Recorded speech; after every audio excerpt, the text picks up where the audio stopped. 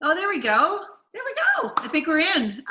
Good morning, everyone. Thanks for joining us this morning. I know in Whistler it's a little bit gray, dismal, but maybe much needed rain for our plants. But good morning. Today is Monday, May 25th. I'm Melissa Pache. I'm the CEO at the Whistler Chamber of Commerce. I'd like to acknowledge first that we're having this virtual meeting on the shared, unceded traditional territories of the Squamish-Lillooet Nation. We honor their language, their culture, land, and traditions.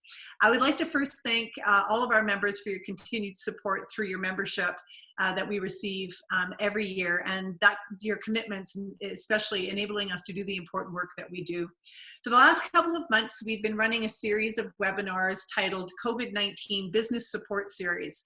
Now that we're starting to move towards a multi-phase restart plan, it's vital that the support shifts towards reopening so your business can bridge towards recovery. To help guide you in this next phase, we're hosting the COVID-19 Business Reopening Series. Such a great title because it's reopening, so it's feeling a little bit better. Offering expertise on mental health, strategy, adaptability, safe reopening, and so much more coming our way. So in this first event of this series, we will hear from Dr. Jaleh, I hope I pronounced that correct. I should have asked you that, Shahin. Is that good? Registered psychologist, Copeman Healthcare Center in Vancouver, and Lori Pyne, our very own Interim Executive Director with the Whistler Community Services Society. This webinar will cover mental health needs of leaders with a discussion around stress management, anxiety, and burnout, as well as mental health support for teams returning to work. So for everyone that's out there, good morning to everyone. I just wanted to remind you that we are on Zoom, as you know, but we'll be using Zoom Q&A to pose questions to our panel. So you can do this by going to the Q&A section on your screen, which is generally located at the bottom. Simply type in your question, and you can also hit the like button to upvote a question, which will then automatically be placed as the most voted at the top. Now, normally we don't open microphones for our webinars just because there's usually a large group, but because this is quite an intimate setting, and it's certainly an intimate topic. If you wanted to ask a question verbally and you wanted to chime in, there's a button on the bottom that has a little hand. If you raise your hand, Chanel, who's on the back of our system here, she will open up your microphone to speak. So if that's an interest to you, please feel free to chime in. So on that note, it's my pleasure to now introduce you to our panelists. Dr. Shahin is a consulting psychologist at the Copeman Healthcare Center in Vancouver. She has extensive experience working as a mental health professional in a wide variety of settings, including primary care, hospitals, community mental health clinics, university clinics, and private practice. Dr. Shahin holds a doctorate and Master of Education in Counseling Psychology from the University of Alberta, as well as a Bachelor of Science degree with honors in biology, psychology from McMaster's University. Dr. Shahin previously held an academic position with the Faculty of Medicine and Dentistry at the University of Alberta. Lori Pyne, as I mentioned, is our Interim Executive Director at Whistler Community Services Society. Lori is strong, very confident lady who has an absolute love for our community and the magnificent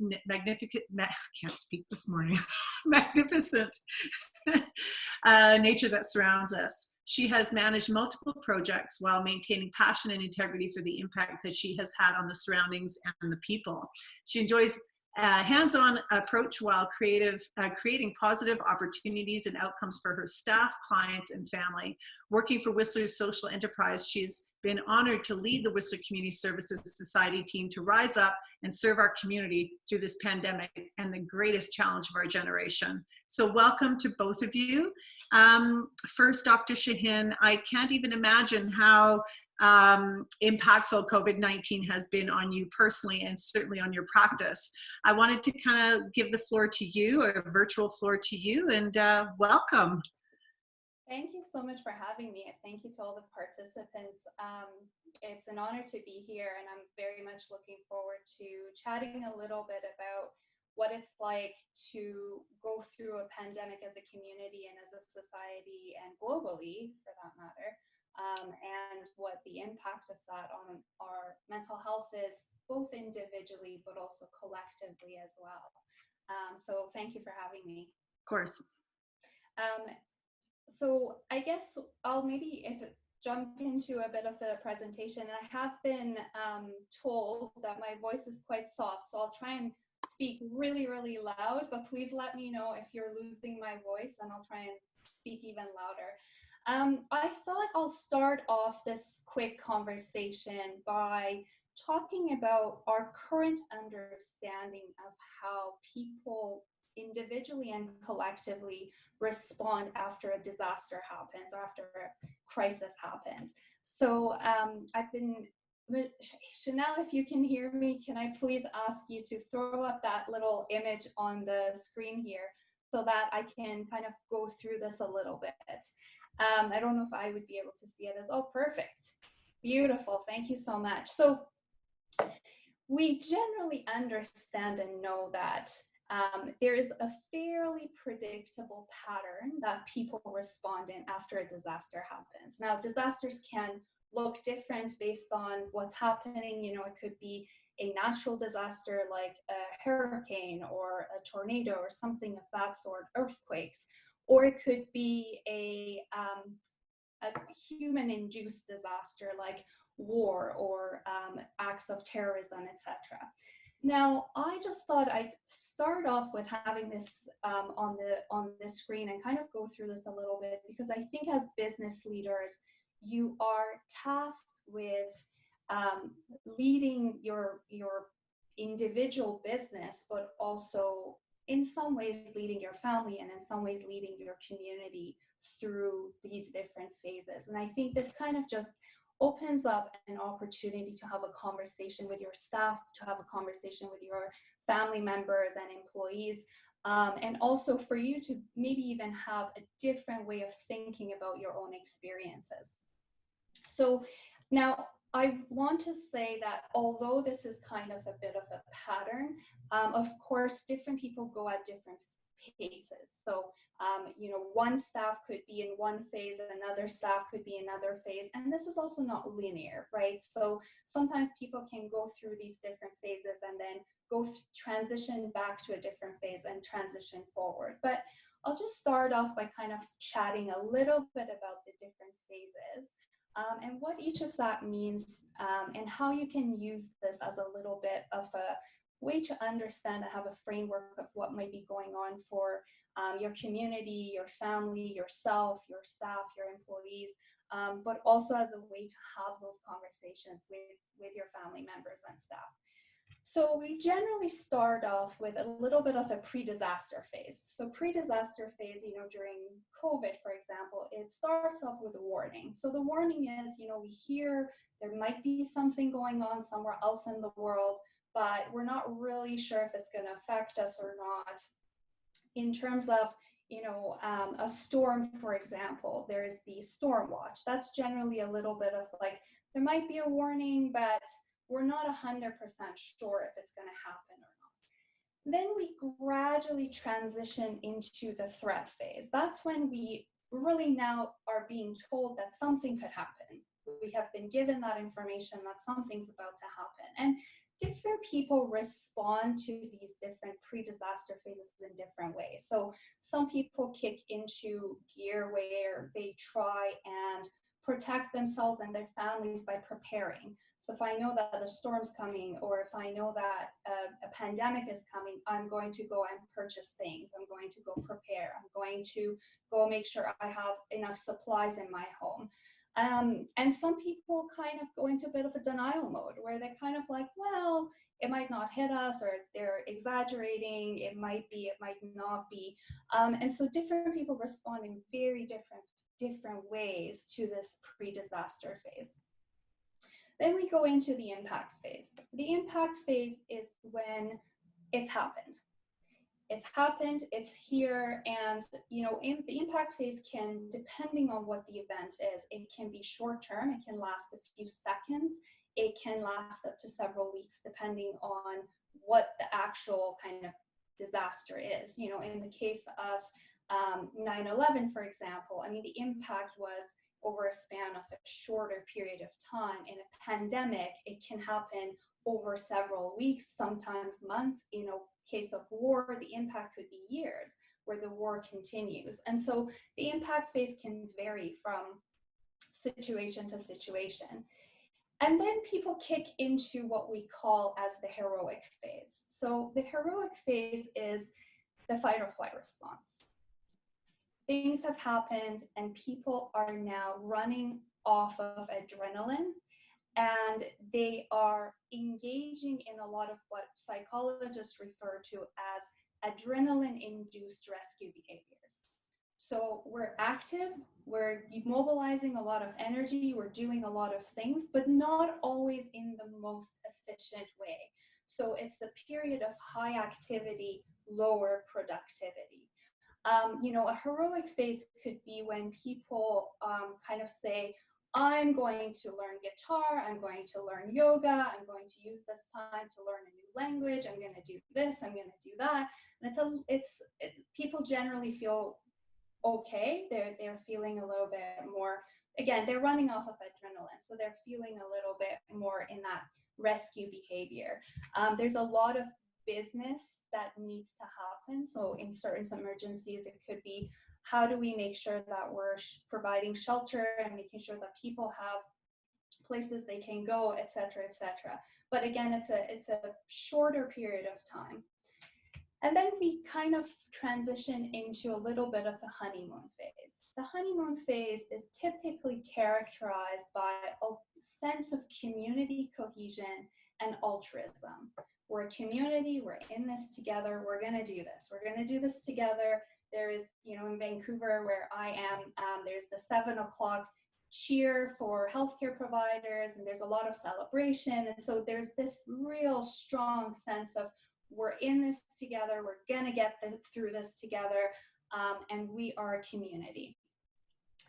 That can also last several weeks, and then we transition sometimes into what we call the disillusionment phase. I think for business leaders, the disillusionment phase is the one that you want to be most mindful of. And it's also the one that we generally don't want to spend too much time in or get trapped in. Disillusionment phase is when the reality starts to set in. You now have run out of adrenaline. So most people were running off of adrenaline for a period of time. The adrenaline has it's run its course. And this is when the fatigue starts to kick in. This is when burnout starts to kick in. This is when a little bit of sense of noticing or starting to notice that this is hard. This is hard, and it's affected a lot of us, and it's affected our families, it's affected our communities. And people start to notice a lot of different emotions that comes during this period, from grief to loss, to fatigue, to burnout, to anger and frustration and blame. A lot of things that can come up during this period is when people start to notice discrepancies in what they thought would be available supports or aids for them, and what their expectations were and what they're getting. And the disillusionment phase can take up to several months. And the key here is to really ensure that we don't get stuck in this phase, knowing that eventually we're going to go into this reconstruction phase and kind of go from there. But there's going to be a period where a lot of these emotions are going to start to kick in. One thing I'd like to say about the disillusionment phase is that we don't want to necessarily pathologize people's emotional responses during this period. Whether it's the impact phase where people are starting to feel a lot of anxiety or distress, or whether it's the disillusionment phase, which can also still include anxiety, fear, grief, etc. I think it's important to understand that these are normal human responses to extraordinary circumstances. And so I'm cautious about not pathologizing some of these things that are going to come up, and understanding that these are normal human reactions after something really difficult happens. So the disillusionment phase then eventually kind of starts to kick into this new beginning, reconstruction phase. And you might be noticing that different people are kind of going back and forth in some of these different phases at different times. And I think it's really, really, again, as business leaders, it's important to be mindful of different people that you're working with might be in different stages. And if they're in different stages, they're going to need different things from you. They're going to need different supports from you. And so, you know, for example, if somebody's in the disillusionment phase and they're so upset and angry and frustrated and they haven't gotten the aid that they needed, for example, that would probably not be the best time to say, well, let's look at the positives in this. That's not going to mesh super well. But if we're in the reconstruction phase, when we're in the new beginning phase, where we've really kind of, again, that sense of altruism and community has started to come in together, that might be a better time to go, okay, now that this is past us, now that we're starting our new normal, what are some things that we can take away?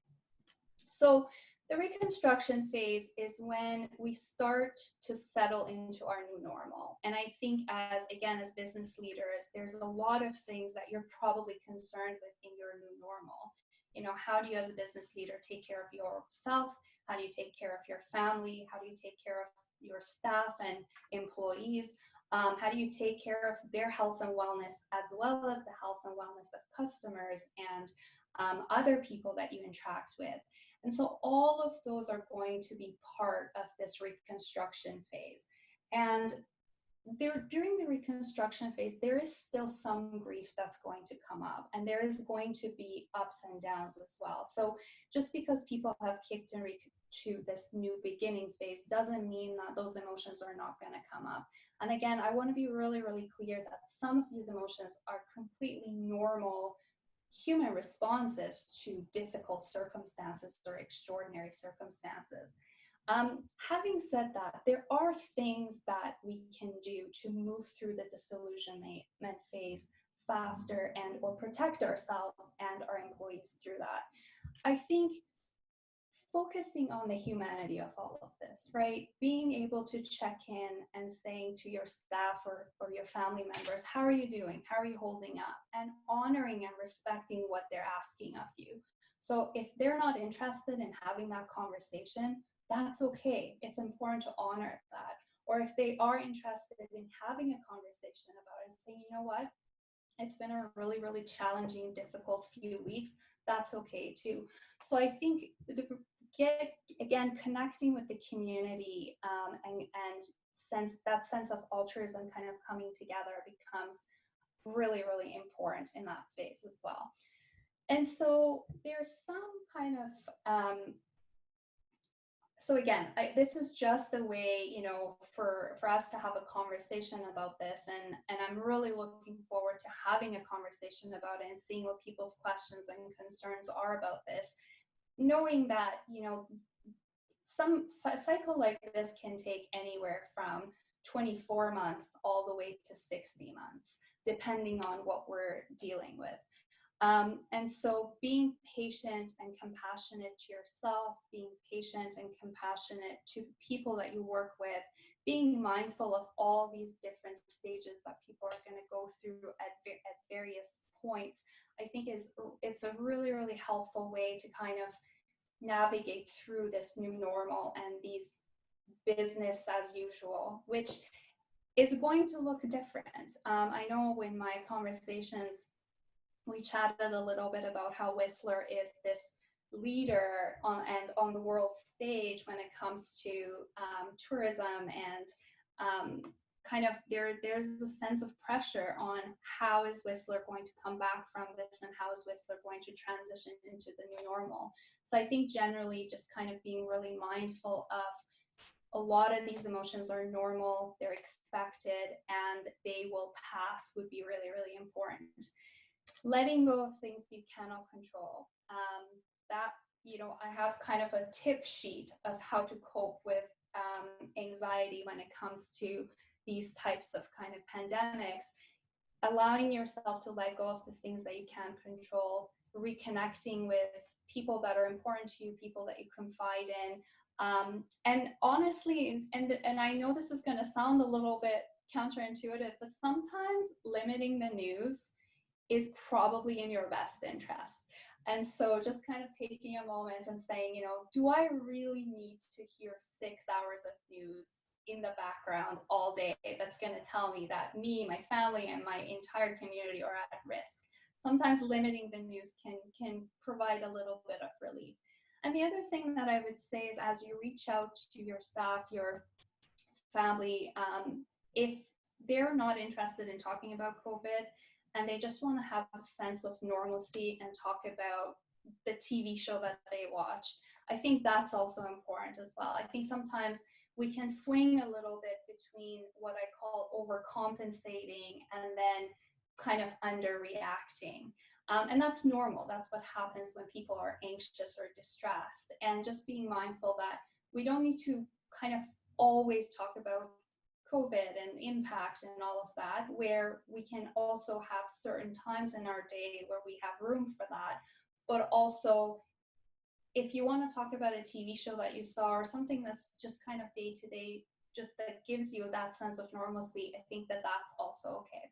So I don't want to take up too much of your time. That's kind of just, I just thought I'd give this as a little bit of a guide, if you will, of kind of how people typically react to post-disasters, and then see kind of what questions come up and hopefully find it helpful. That's fantastic, Dr. Shahin. I love the visual because I'm looking at this. I'm sure Lori's doing the same, and anyone else out there as a leader is going through this going, yeah, I remember that phase.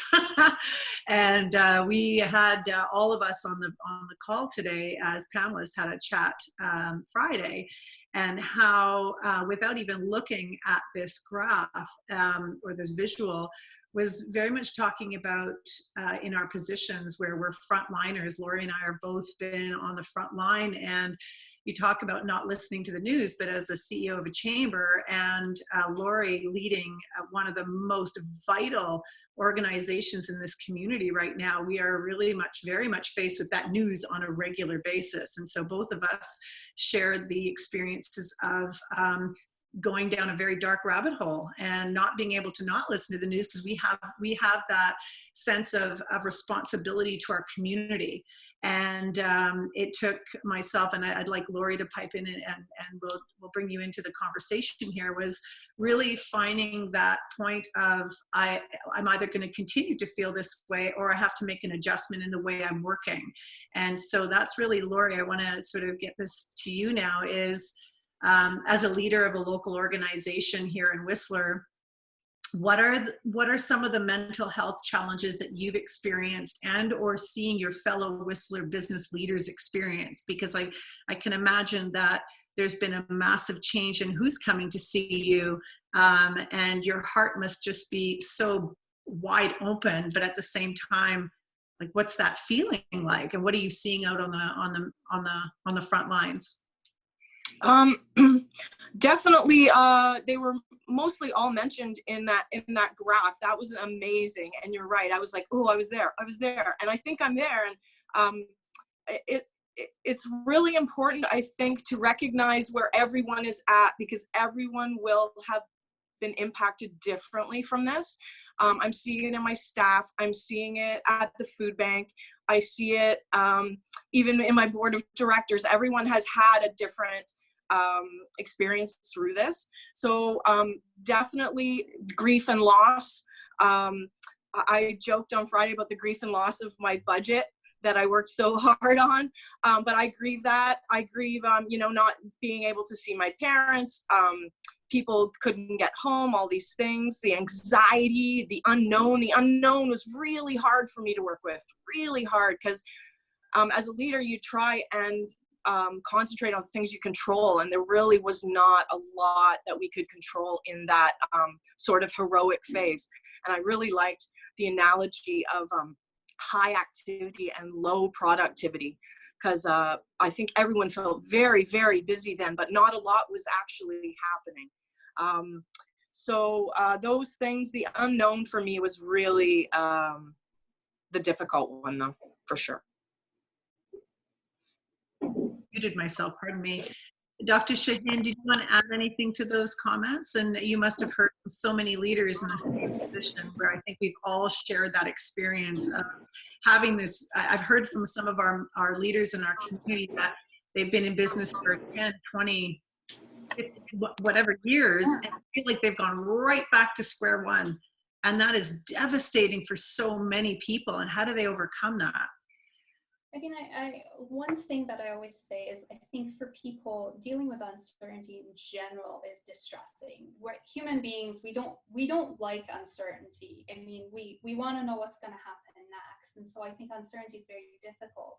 But I also think that for business leaders who tend to be kind of perfectionistic, type A personalities, who have learned and have really kind of gotten to where they've gotten by figuring out generally how to predict, control, and prepare, and to be in a situation where those old coping mechanisms are no longer working, it's particularly distressing.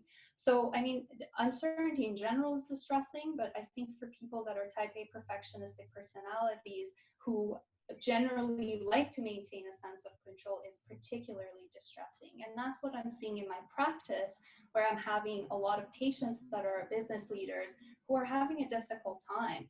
And again, I don't think that that's necessarily an abnormal reaction. It's just a normal reaction to abnormal circumstances. Almost like progress over perfection, really. One step at a time, right? Is what it is. You talked about, or we had that discussion around the team and understanding the teams that we have and rehiring, and they're all going to be in such different phases. I have a 24-year-old daughter that's going to go back to work, and she's light as a butterfly, and she's all excited and happy, yet somebody else might not be that way. And as a leader, I think one of the things that I'm seeing is that we're really being asked to lead from even a higher state than we've ever led before, because all of a sudden we are now all of us in this together, where we're leading, like Lori is leading not just her team but the community to take care of the health and mental wellness of our entire community. And so, you know, Lori, what we do, so I'll say what we do at the Chamber. We've been doing this for a while, and then Lori, I'd love to get your points on how you manage your team and take care of the team that then goes and takes care of our community, because that's a very high level, and I think that our business community could certainly learn a lot from what you're doing. So at the Chamber, we've always had a team huddle. We meet every morning, even now at 9 o'clock, and we go through, it could take 10 minutes or 15 or half an hour, depending on where the team's at. And we're really, we've been building this communication piece for quite some time, and there's a lot of trust that's been built around the conversations that we have, but it's their opportunity to tell me or tell the group where they're at on the level from 1 to 10. So you actually use a scale method, which we learned from Judy Brooks, amazing woman in our community, scale of 1 to 10 where you're at, and then using a word to describe how you're feeling. And you don't need to get into it, but just it gives the team an idea of where we stand. So Lori, back to you in terms of what have you done to shift your team to be able to manage this? Have you brought in people to help you? Like, what have you done? Because it's been a lot for you to manage. Your microphone. I'm very fortunate that half of my team are mental health specialists, so they have helped me through this. I'm very fortunate that way. Definitely, there was more for me. There was more storytelling than reporting things. Sort of stories are about what happened to people, and reporting our statistics. And I tried to really keep it connection oriented. And I really found the value in connecting with the staff around things that weren't work related and things that were happening in their lives that weren't work related. And I think those check-ins are really important. So whether it's a huddle or a check-in, it's been very difficult for us to work remotely. We're struggling with that for sure. But I've just tried to encourage priority of sleep, honestly, prioritizing sleep, eating fruits and vegetables, seriously, and connecting with nature, and just finding connections with people. Again, maybe it's not having to do with work, but connecting with people through storytelling. No, I really like that. I know that we live in a beautiful community. We're one of the very few lucky communities that has this beautiful backdrop, and we haven't been, you know, necessarily stuck at home, somewhat a little bit more than we'd like to. But Dr. Shahin, you've been working with many businesses and leaders, and again, thinking about, I'm looking at the group of people that we have today on the call, and the first thing I'd like to do is, before you answer this question, is to the group that's out there, what I'd love to do is to see you engage a little bit more in the conversation, and maybe just calling out Alistair. Alistair works with and manages Whistler Cooks, and I know they've done an incredible job at reopening. So Alistair, if you want to just pop in and write sort of a couple of pointers on what you've done to reopen and how you manage your staff, that would be great.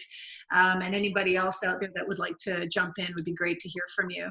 So Dr. Shahin, with you working with leaders and knowing that we've got a lot of small businesses here where the business owner has now become the accountant, has become the marketer, has become the if it's a coffee shop, has now become the barista, has become the plumber, the carpenter, the whole thing. And now we're asking the leaders, or this pandemic has asked these, not even asked, told these leaders to now take on a whole mental health challenge that's possible in their workplace.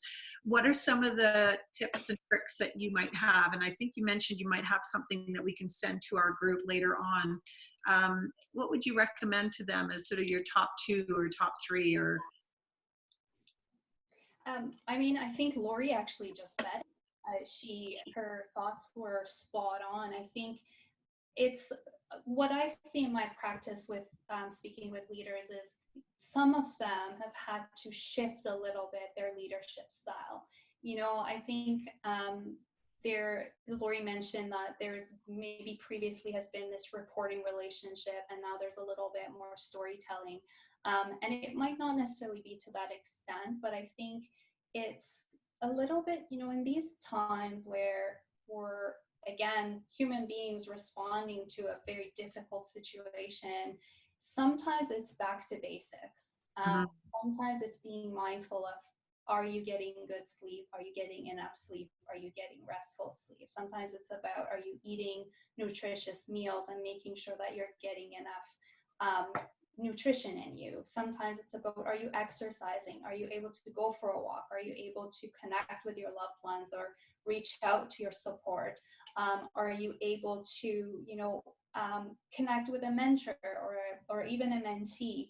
And also some of that shift in leadership style that I'm talking about is a little bit almost like, I'm not an industrial organizational psychologist, so I don't know the exact terminology. There are people who are experts at the exact different leadership styles, but what I would refer to as focusing a little bit more on humanistic factors, or the human factors. right. Recognizing that you may have a staff somewhere along that continuum on that graph who may be struggling for their own reasons. And so at that point, how do you create and reestablish a connection so that that staff or employee feels safe and supported in transitioning at whatever stage of that graph they are into kind of this new model or the new beginning? And so I think that can be challenging. Some leaders are not used to that particular style where they're focusing so much more on the connection, but it might be really beneficial. And for them individually, like Lori mentioned, just kind of focusing back to the basics. You know, are you sleeping? Are you sweating? Are you eating well? And reaching out to connections. Mm-hmm. And that will, I mean, and I've experienced that. I mean, you know, yoga teacher training background, I know better, but sometimes when we go through this, and I can only speak from experience and some of the people I've spoke to in business, is that we sometimes forget because we're so inundated with today's anxieties. But that whole walk outside, even though you don't want to do it, is walk outside in our beautiful surroundings, really does, jump up the endorphins that you need to bring on a little bit of a better focus, I suppose you'd say.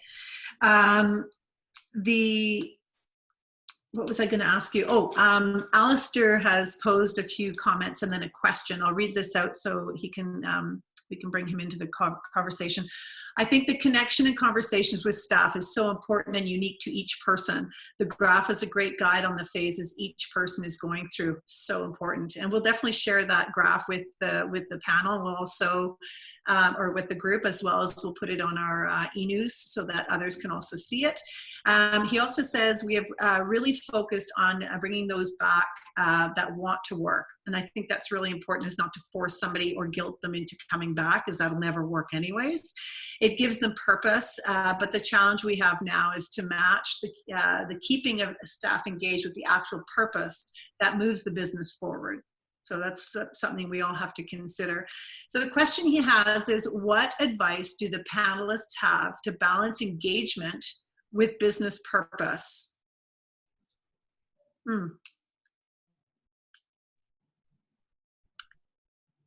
We have recent, where did he put? Yeah, so do you have, Dr. Shahin, do you have a comment on that? Is sort of how to bring that balanced engagement, I guess, with the business purpose? And Alistair, if you want to jump in and clarify because I'm a little hesitant on what that means, but if you want to jump in and unmute your microphone, you're welcome to do that. Does that make sense to you, Dr. Shahin? Well, I'm not, I think how I understand it, or what I take away from that, is sometimes kind of balancing the amount of maybe support given to staff versus kind of what might be the goals of the business. Is that? I think so, yeah.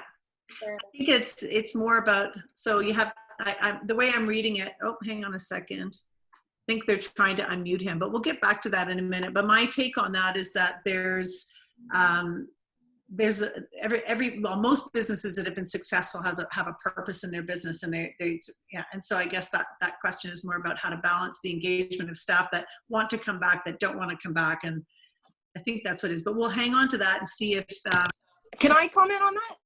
Yes, of course. I'm very fortunate in that we have a very broad purpose that we work towards, and it's advocating for a healthy community. And the board of directors and the staff, when we came up with the strat plan, our vision was to build a resilient community. And I really focus on the outcomes, and I think that's where the purpose comes, and it can be different for all businesses. Really think what you want the outcome to be, and that becomes the purpose, and that's what you can work towards. So I've been coming back to our strategic plan a lot and focusing on those things that bring it back to what you want in the end, and then work back from that, rather than just maybe doing all these actions that aren't getting anywhere, like on a treadmill sort of, but really go to the outcome, and that will help you with your purpose. Right. And Alistair, you're unmuted. Do you want to say something?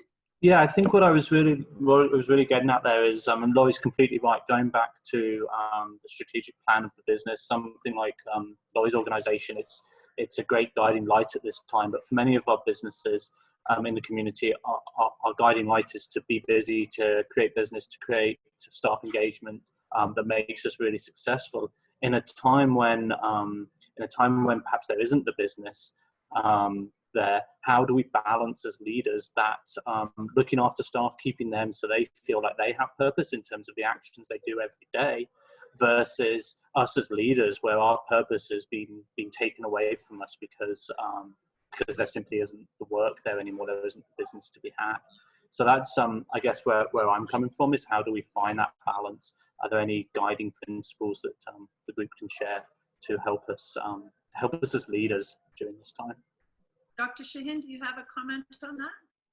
I guess it kind of depends on what engagement would entail. You know, how I think about it is, in my experience, I find that when someone's really truly emotionally engaged, and I guess maybe engaged to me means emotional engagement, where it might mean other things in different contexts, but when someone's emotionally engaged, they are far more likely to perform in accordance with the goals or the vision or the mission of the business, because they have a sense of loyalty and they have a sense of meaning and joy that they get out of contributing to that purpose. So I guess how to balance that is, I don't see them as necessarily mutually exclusive. I see them as very overlapping, that if staff are engaged, they feel valued, they feel supported, they feel connected, they're far more likely to perform, and they're far more likely to contribute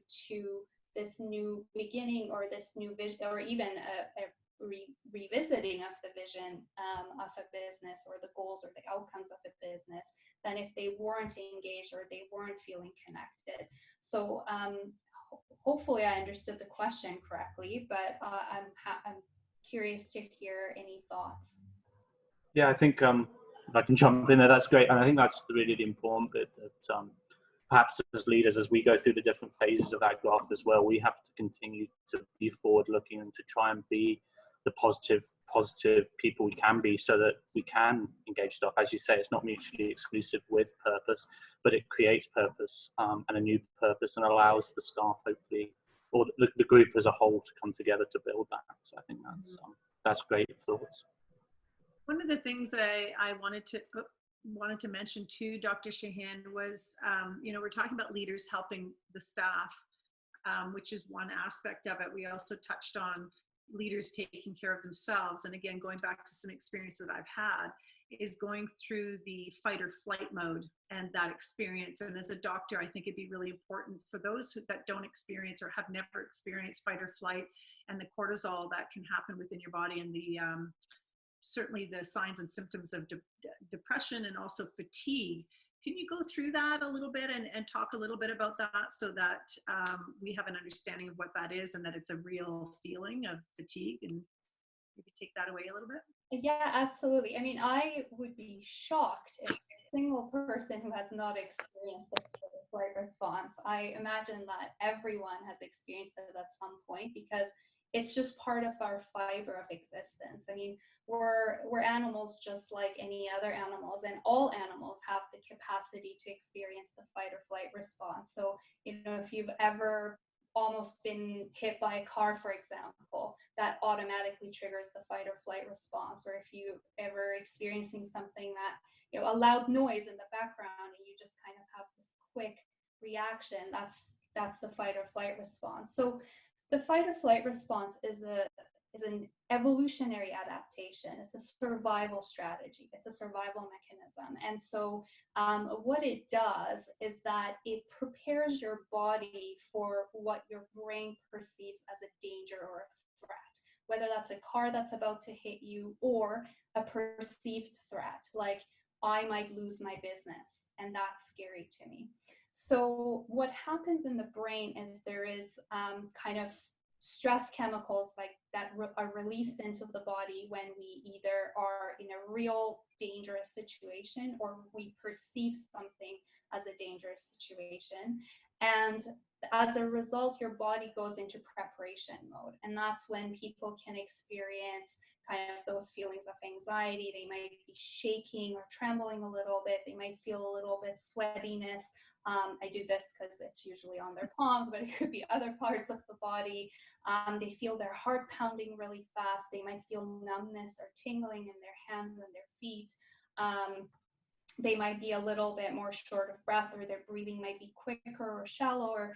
So there's a series of physical reactions that happens in the body when we are in that fight or flight mode. And every human experiences fight or flight mode at various points. Now, in people who experience anxiety disorders, they experience the fight or flight response even when they are not faced with an actual dangerous situation, where they perceive some situation as dangerous. So for example, if I'm encountering a lion that's about to attack me, I'm going to have the fight or flight response, which is really helpful because it's protective.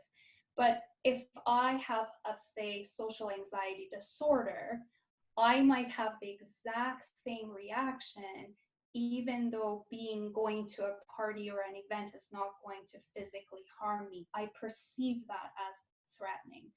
And I think what probably could happen in the next little bit is for people who do have underlying anxiety, this situation may heighten that anxiety a little bit. So they might be experiencing that fight or flight response a little bit more often.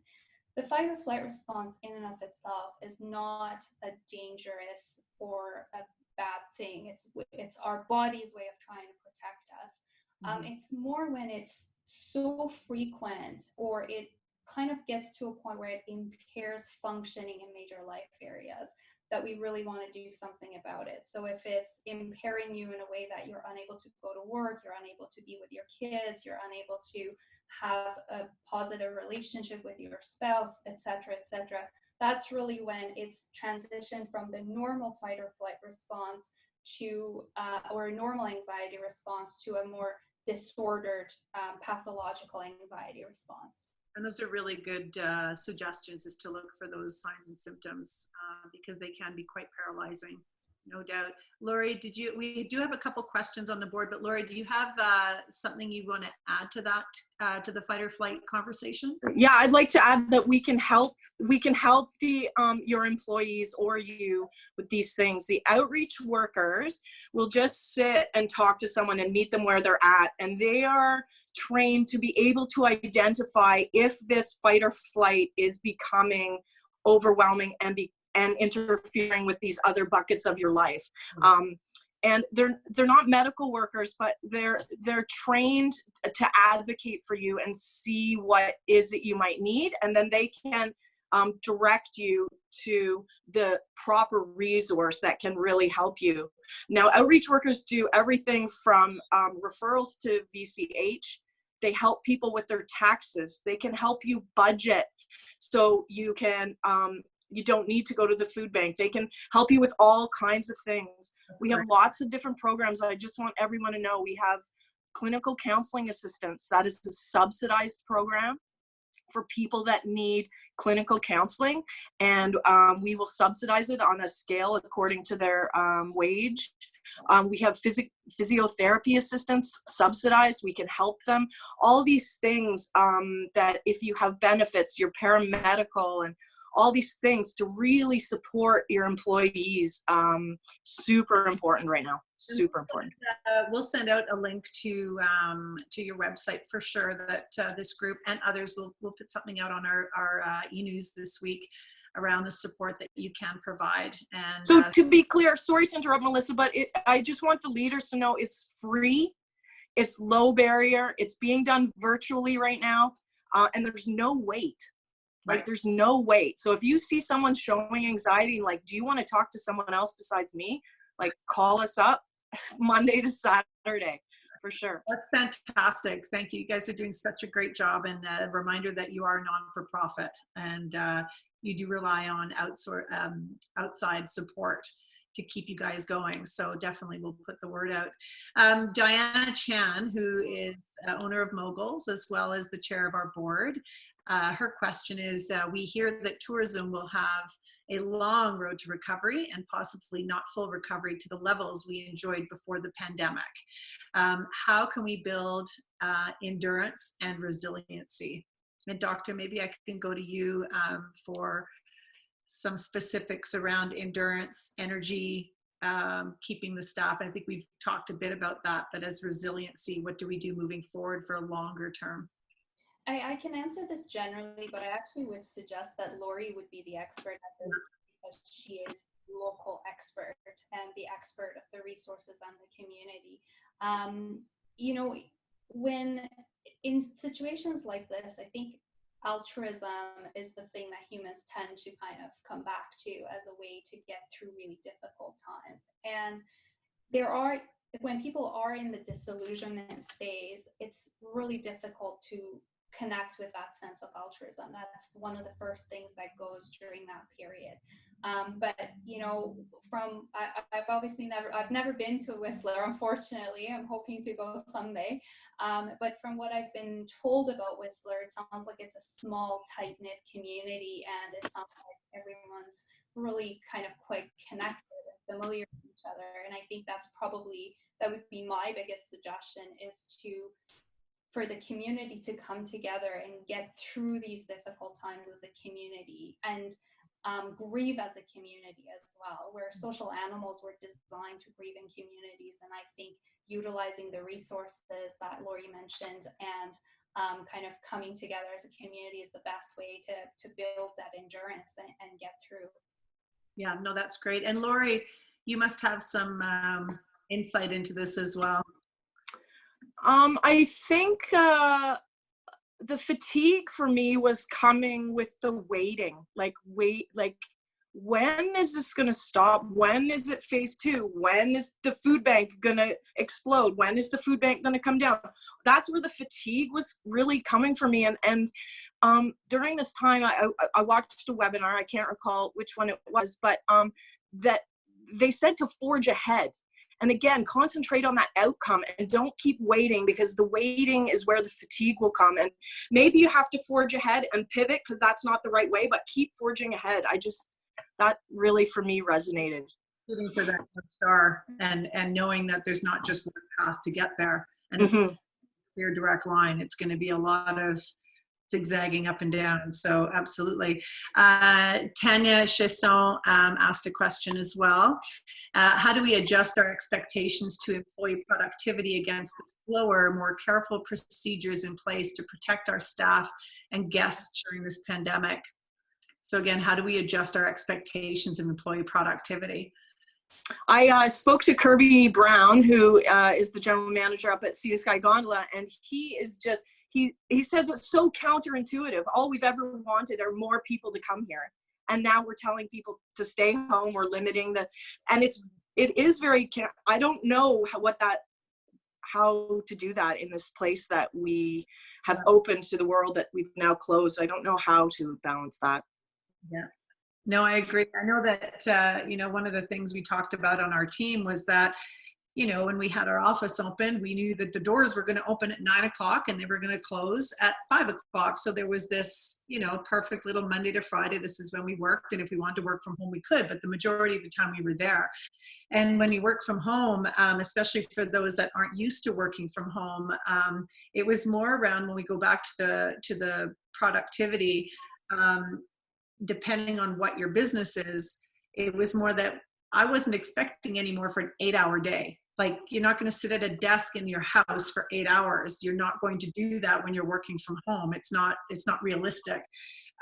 It's more about project, taskmaster projects, and ensuring that you get your work done, but at the same time, not being expected to be working an 8-hour day, knowing that as long as things were being done and you were taking care of yourself during this time, that was how we managed our team and gave them the support that they needed. So they're listening. So hopefully that did work for them. So, Dr. Shahin, we've only got a few minutes left, and I wanted to give you both an opportunity to see if there were any last parting words. I know that you're sharing some tools and resources with us that we'll be emailing out, but do you have any parting words to end our session today?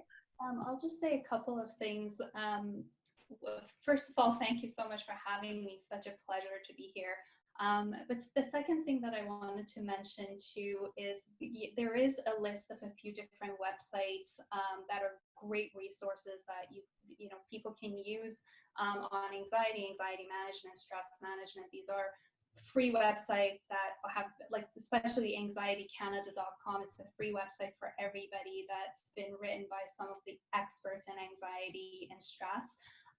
And so there's a list of resources and kind of apps and things that people can kind of take a look at and see how they feel about.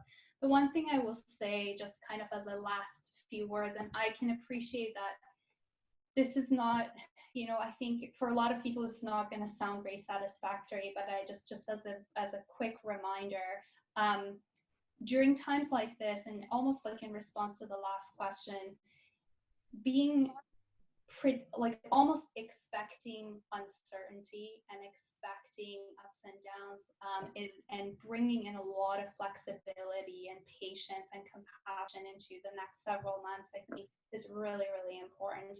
And not just patience with other people, not just compassion with other people, but also patience and compassion and flexibility towards ourselves. I think we can be our own worst enemy sometimes, or we can be really hard on ourselves and have these real high expectations of ourselves. And sometimes I think it's just important to take a moment to step back and go, you know what, I've been through a lot too, and I have a lot of responsibilities on my shoulder as a business leader, so it's okay for me to give myself a little bit of a break.